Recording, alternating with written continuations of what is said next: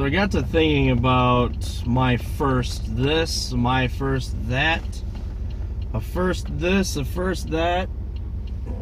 I think everybody remembers their first something. The first time that you went to Disney World, the first time that you rode a roller coaster, the first time you fell in love, the first time you drove a car, the first time you bought a car, the first time you bought a house.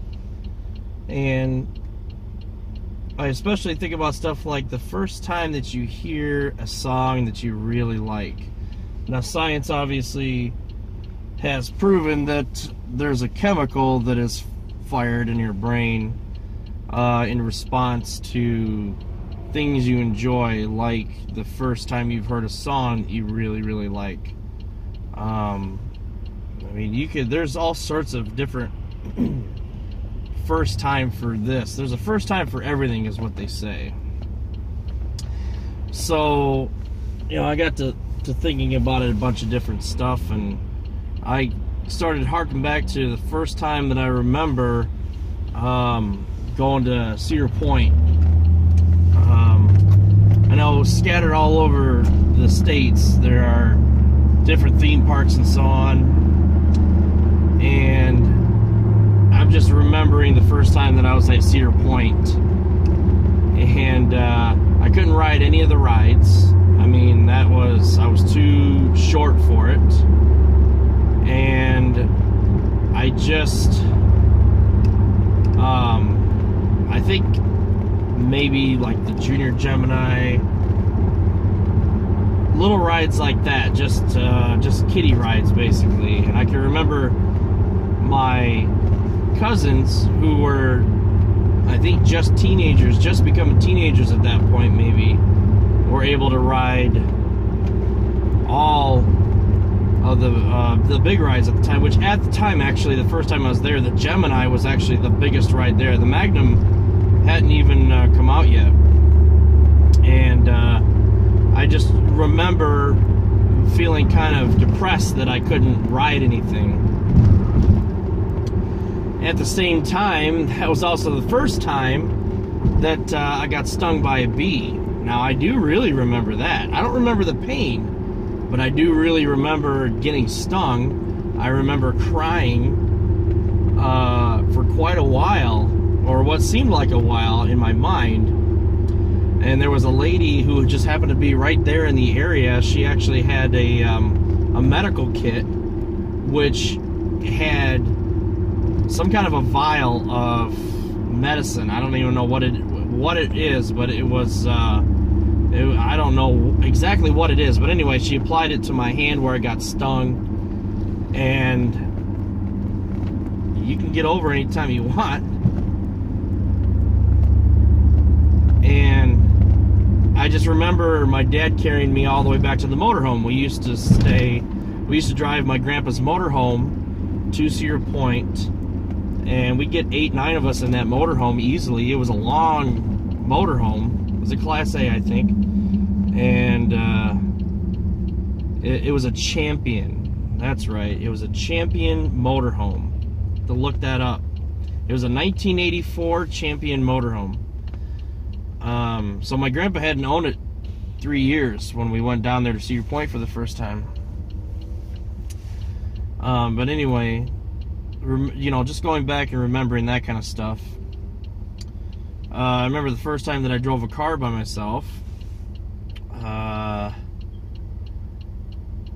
I'm pretty sure that when I did, I'm pretty sure that one of my girlfriends, not like one of, like I've got a lot or something. I'm pretty sure that, why are you fucking honking at me? I'm pretty sure that my, one of my girlfriends that I had at the time, who the girl I was dating, was with me in the car the first time that my dad and I went out driving. And I believe it was sort of competitive because she had already taken her driver's training and was already on what was called a graduated license, where she could drive with supervision. She had to be with her parents. And I can remember kind of feeling left out, because there were several times when we would visit each other. I'd go over there a couple days a week, and you know, we would basically take turns. My parents would drive me there one day, her parents would come pick us. I mean, it was a back and forth deal, but I remember it being a little bit on the competitive side for me, because she was already driving on her own, and I was Holt was the school that I went to was kind of behind other schools. You know, they did a summer program, whereas a lot of the local schools in the area did a school year program. And so I had to wait till summer in order to take driver's training, and she was able to take it during the school year. So I basically fell behind her, not because of age or anything, but just because that's just the way that the school district had worked at the time. And it was the first year that the state of Michigan had gone to a graduated license setup. It used to be that once you turned 16, you could take driver's training and pretty much walk into the Secretary of State, and you were licensed. There wasn't anything more to it. That was it. And then they adopted a graduated driver's license system, where it was a 3-step process. The first step was you could only drive with your parents, only between certain hours. The second step was you could drive on your own, only between certain hours, or with your parents or legal guardian outside of that. And then the third step is obviously a full out license. So anyway, I remember, what's East Lansing? Well, I guess this is East Lansing. I remember just it was just Hazel Pete. He's in a fucking hurry. Yeah, that makes sense. Anyway, I just remember the first time driving on my own, being nervous. I had a tendency to pull left on the steering wheel all the time. It was just something that I always did. And my dad was, you know, he was always criticizing me for that. I remember the first time I drove a stick shift. It was in my dad's S10. It was a 1987 or 88 S10. And it had a ceramic clutch, and that thing was so hard to drive. Not only was I practicing driving, but I was also practicing a stick. And so it was very frustrating, because that clutch, it had a 4-cylinder, 100 horsepower at most, and that clutch would just grab. You just let the clutch shut, you release the clutch just a little bit, and it would just grab, and it would yank. And it was grueling, because I was learning on that. I can't tell you how many times I stalled out. I mean, my dad was getting so pissed, I know. But, you know, he'd learned at a young age to drive stick shifts, and it took me a while, but eventually I was able to get it, and I was pretty good at it. And then my first truck, the first vehicle I ever owned, was a stick. It was a 3-speed with a low gear. It was my Blazer. I've talked about that before. That had a V8, quite a bit more power, and didn't have a ceramic clutch. So you could really, I mean, you could feather that clutch, and you wouldn't worry about stalling out. It was just easy to drive. It was an easy stick, very easy. And then my dad's other S10 that he got, it was a 2000 S10 Extreme. That had a hydraulic clutch, and that was pretty easy to drive. It really was. I mean, they made stick shifts fairly easy to drive. That had a 4-cylinder in it as well. And yeah, it was fairly easy to drive.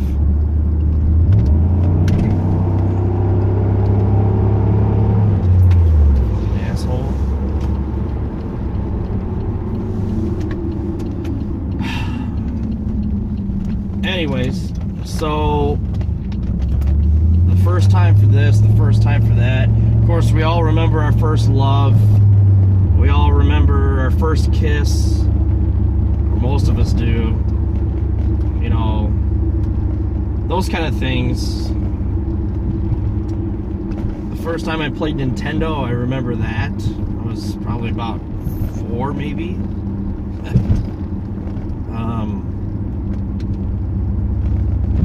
There was a lot of things that I remember. What's amazing though, and I think I'll talk about this in another video, it's amazing what we learn. It's, to me, like I said, I'll talk about that in another, maybe on the trip home. But of course I remember the first time I saw my son, my newborn, both my kids. That's an experience that you'll never forget. And yeah, it's pretty cool. It's just sitting down and thinking about the first stuff. Usually it's not something that I really sit down per se and say, you know what's the first time I did all this, that, and the other thing. Usually it's a memory or a smell or a song, I mean, that triggers your memories to just come back to you all of a sudden. That happens with me a lot, where I'll forget something and then I'll hear a sound, and then a span of 2 years will just suddenly flash before my eyes, and I'll start remembering and reliving, and it's pretty cool. I guess they say sometimes your whole life flashes before your eyes. Well, that'll happen if I'm remembering something. I'm gonna follow you. No, it's not. But so yeah, it's amazing the things that we remember and the things that we don't remember.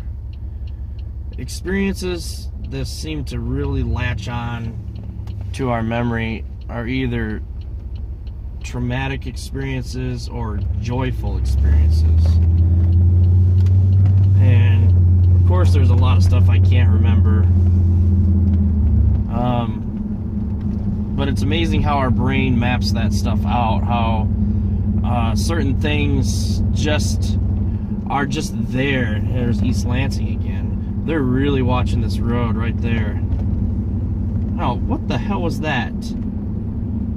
Seriously? You guys see that?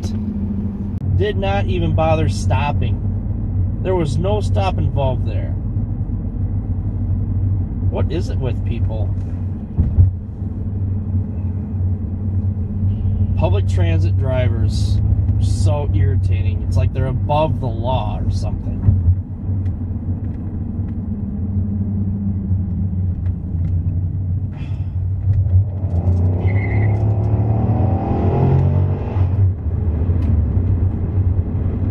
Anyways, I'll pick this up in the next video. I'm going to separate it, but I'll pick this up in the next video with what I talked about earlier. So we'll catch you guys later. Take care.